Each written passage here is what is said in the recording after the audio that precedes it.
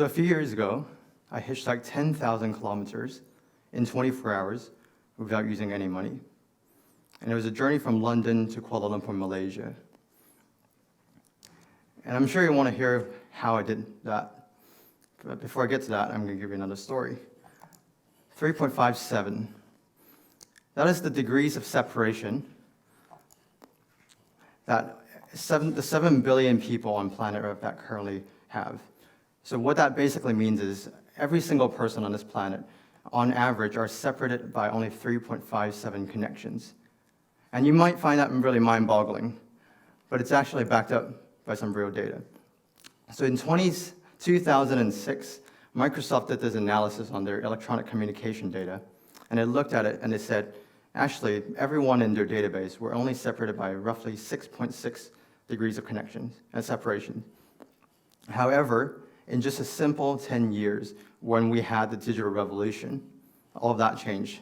3.57 is the new number last year, which meant there's now real data to prove that the digital revolution has fundamentally brought us closer. So back to my story. I've worked in companies that do digital products and physical products. So I've got a very unique perspective in commenting on how digital and physical connectivity and infrastructure work hand in hand together. Therefore, at the moment, I'm building a coffee distribution business from China to Europe and back that leverages some of these new technology and infrastructure that we currently have. And as there's some early recent research that showed from a doctor, drinking 4 cups of coffee a day is probably good for you. But at the same time, I'm also a keen traveler. I travel a lot. I spend a lot of time on the road on a laptop doing work because of the nature of my work. And I'm really privileged to be able to do that. But my favorite travel experience has to be this. London to Malaysia, Kuala Lumpur, that was 24 hours, 10,000 kilometers. And we did it over 7 different modes of transportation and without using any money. And the reason I was able to do that was we were participating in this jailbreak hitchhiking event. So the further we went, the more money we raised for charity. And I thought, okay, what is the fastest way to get from point A to point B in the current world? Well, a lot of people have thought, oh, mate, well, it's a hitchhiking, so let's hop on a lorry, hop on a train, get somewhere far away. But I thought, actually, no, flying is the fastest way we have right now. So I actually used my digital skills, research skills, i.e. stalking online, to found emails of CEOs that own airlines and run airline businesses, reached out to them, gave them a decent proposal, and in return, they actually gave us free flights to travel from London to Kuala Lumpur. We did some PR for them, but I thought it was a very fair trade. And most importantly, we rallied ourselves and the cause and the initiative on social media. So people were able to see what we're doing, and also, basically, the further we went, the more impressed they got. And eventually, we also started taking some of the boxes which are pledges. So effectively, one of them was, if you found a Ferrari, and you get to speak to a few number of Ferrari's owners, we would pledge £100 extra to your cause. And so we did that. And some people, then we shared stories about how we were sleeping in hostels. We had to clean some of the hostels in order to get a free night. And then someone said, actually, I already paid for a Mandarin Oriental hotel booking inside the Twin Tower in Kuala Lumpur, so go and enjoy that. We didn't ask for it. It was all because of the social media. But it all then brings me to this point. I think after that trip, I realized time is the most precious commodity that we have right now. We can't earn more time, and you can't have less time. However, if you think about if we're able to accelerate our transportation, our infrastructure, how much more can we do? How much more can we achieve with that extra time if we're more productive, more efficiently using our time? And then another insight that came out of that trip was human beings had an innate desire to connect. And that's not erased by the fact that digital revolution has brought us much closer. Because no matter how good Facebook, Google are, people still want to meet with each other in real life. And ultimately, companies like Uber, Amazon, they all exist because they have a massive physical infrastructure that supports a technology platform that you see. So they're not strictly a tech company. They're actually a technology company and a physical business that's linked up together very well. And people always thought video conferencing, Skype, they would eliminate business meetings. Well, the fact that you guys just sat here today and not just watching this on YouTube meant this is actually not true. People still want to see each other in real life and be part of something live. And all of this desire, innate desire to explore and connect has led us to this. A couple thousand years ago, people were traveling long journeys on camels and horses, and then we invented the wheel, and then we had motor vehicles, we had trains, and we had aircrafts, at one point even supersonic aircrafts, and high-speed railroads, magnetic levitation trains, meaning people could travel more frictionlessly without actually touching the tracks. And now we're going to have self-driving vehicles. It brings me to where we are currently. This is the China-Europe Railroad, which was opened for the very, very first time earlier this year, that links Yiwu, which is a city close to Shanghai, all the way to London, non-stop journey. And what that really means for a businessman like me, or for you guys, is because it's now delivering a faster, cheaper, more reliable, less risky service for all of our physical goods. So all of your Amazon products, all of your made-in-China products could actually come through this route much cheaper, much faster.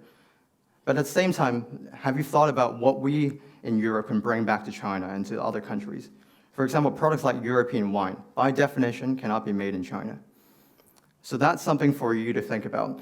But what that really means in real life is we're now half the time of maritime transportation using this railroad.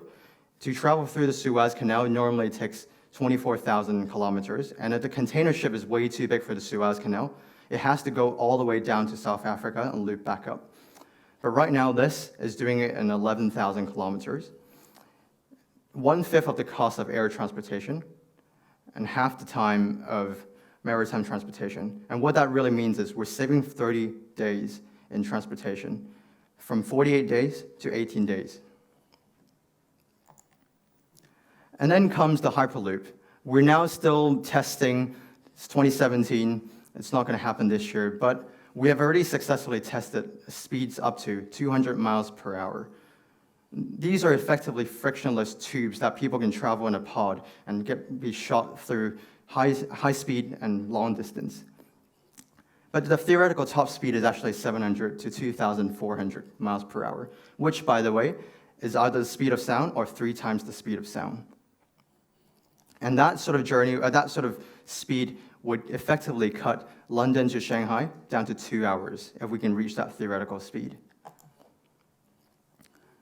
And then looking back, we had the ancient Silk Road, where people traded goods and services like silk, wool, gold, tea, spices, but also ideas and best practices and technology. And that went all the way from Rome, Venice, all the way to Shanghai in China. But there are also loads of countries en route in India, in the Middle East, and Africa that actually benefit from this. And when those connectivities were drawn, the hotels popped up, restaurants popped up, and there's prosperity that was brought to the entire world along the route. And one really notable project is, in the last couple of years, there's been a $900 billion investment called the Belt and Road Initiative that's trying to revive the Silk Road, where we have the next revolution beyond just simple digital connectivity. We're now bringing back physical connectivity to the world. It goes on 2 different routes, one on land, one down south through the oceans, but also strategically touches some of the biggest cities and the ports in the world right now. So $900 billion, what does that mean? Well, a country in the middle of Central Asia that will benefit from this is called Kazakhstan, and it's 6 times the GDP of Kazakhstan. So imagine the impact it has on culture and economics, politics, and ideas that we'll have in Kazakhstan, and also other countries around that. But at the same time, you then think about, this is just an infrastructure investment. What about all the regional investment that comes along with it? Like I mentioned earlier, we used to have hotels and restaurants that benefited from it. What about language exchanges? What about travel and tourism? All of that will be an inseparable part of this infrastructure project, and a lot more regional investment that comes out of it. And this is even more mind-boggling. 4.4 billion people are actually part of these participating countries. And that's currently 63% of the world's population has already signed up to this project. and will somehow be impacted. And at the moment, these countries only represent 29% of the world's GDP, but this is the current figure without any of these railroads being fully established. Imagine the growth these countries could have once these railroads are established. How much easier it will be to do business internationally. So why does this matter to you? You might be thinking, well, these are huge infrastructure projects that has no relation to me sitting in London, right? Actually, no. Because digital connectivity can only get us so far. But digital connectivity is a technology that ultimately serves us, and so that it allows us, our physical daily lives to be easier, faster, and simpler. And also why it also matters to you is because you're sitting here thinking about what to do in your career in the next 20, 30, 40 years. Well, if this is a hugely inevitable trend, and as I demonstrated earlier, it's never stopped since 3,000 years ago, where innovation in transportation has always been a key theme, then you really need to be an early adopter. And I urge you to think beyond the careers in your comfort zone and the immediate surrounding in developed Europe, in developed economies. What about countries in the BRIC countries? What about countries that are beyond the BRIC countries, en route in Central Asia, in Africa, and the Middle East, and India, that will also be benefiting from this project? And I urge you to think about how to build a long-lasting career in this context of physical infrastructure acceleration. Thank you.